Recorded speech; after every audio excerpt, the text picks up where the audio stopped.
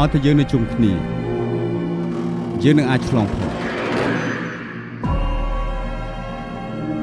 យើងគឺជាគ្រួសារតែមួយ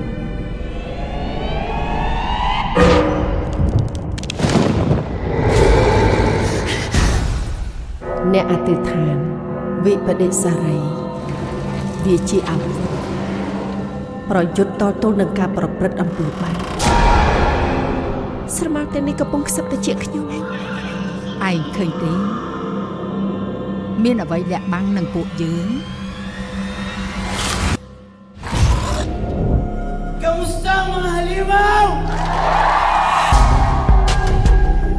ថ្ងៃទី31ខែតុលា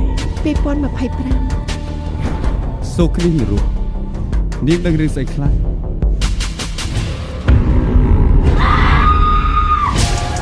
មានរឿងអីហេតុអីពួកវាចង់សម្លាប់យើង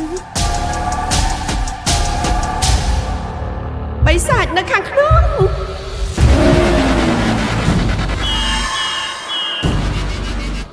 លទ្ធផលអ្វីទៅហប់ស្អីគ្នា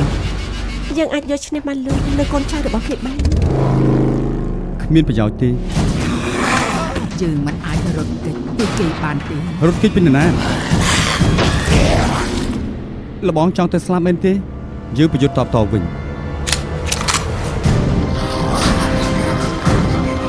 នេះជាកម្មពីរបស់យើងណាយើងមិនអាចស្លាប់នៅទីនេះបានទេអូខេខ្ញុំត្រូវតាមរត់នេះខ្ញុំត្រូវដឹងឲ្យបានថានាងជួបរឿងអ្វី